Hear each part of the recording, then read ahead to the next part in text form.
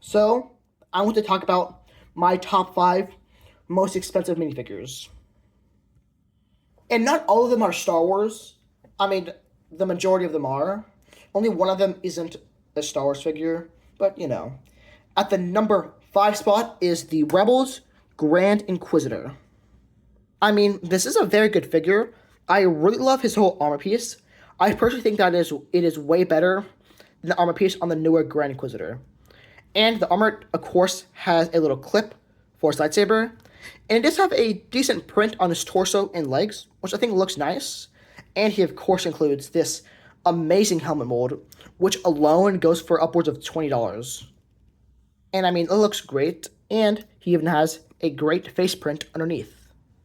And he released in a 2015 exclusive to the TIE Advanced prototype. And he's going anywhere from 30 to 50 bucks, but I would say generally he's worth about 35. At the number 4 spot is this white prototype Boba Fett. And I do want to clarify, this piece is not official. This whole cape he bought from Cape Cantina. But the other parts of the figure are all real. He only released in, I think, about 4 books. And I mean, it is a really good figure. It is actually specifically based off of concept art for Boba Fett, which I think is actually pretty cool.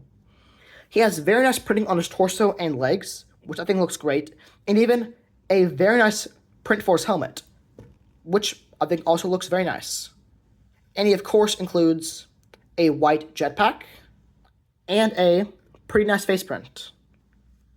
And this figure is going for anywhere from 40 to 50 bucks.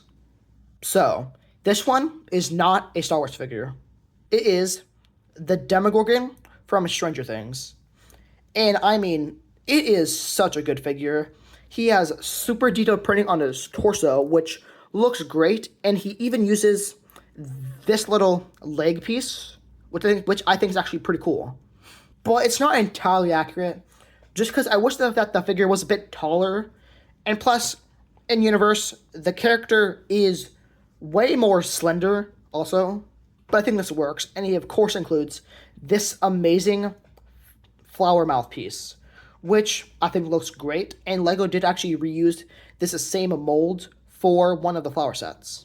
And I mean, the detailing on it is immaculate, especially I love all of the teeth and the actual red flesh on the inside. I just think it looks great. And his head underneath is just with his mouth closed, and I don't think it looks as good. And he also has a pretty good back print, and he includes the Wolverine claws in dark tan. And he's going for about $60. At the number 2 spot is this realistic Count Dooku. And he released in 2013, exclusive to the Duel-On Geonosis. And so far, this is our only realistic style of Count Dooku. We did get a Clone Wars style, which appeared in, I think, 2 sets, and a classic style with yellow skin. And I mean, this figure is also great.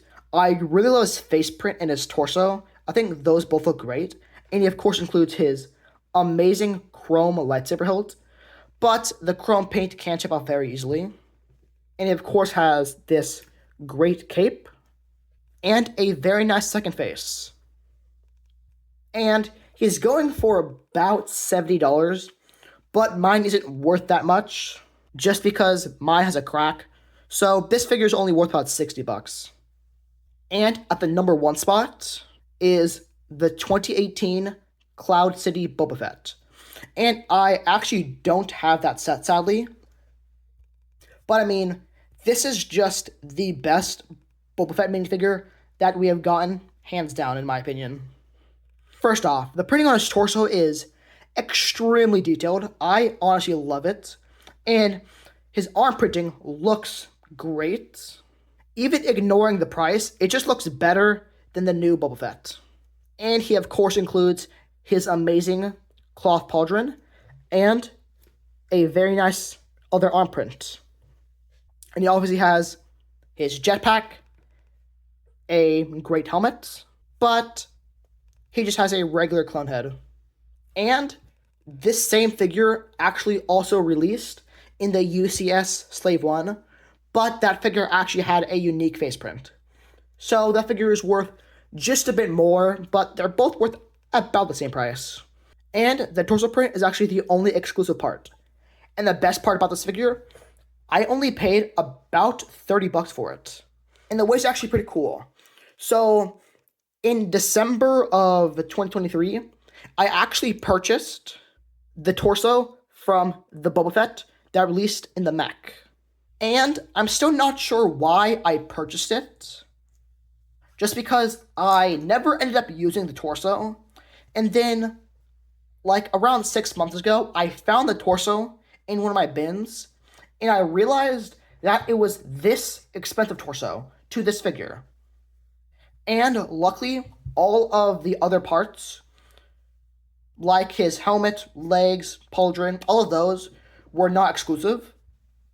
So I bought those for about $27, and I only bought the torso for about $3, even though it's worth $100.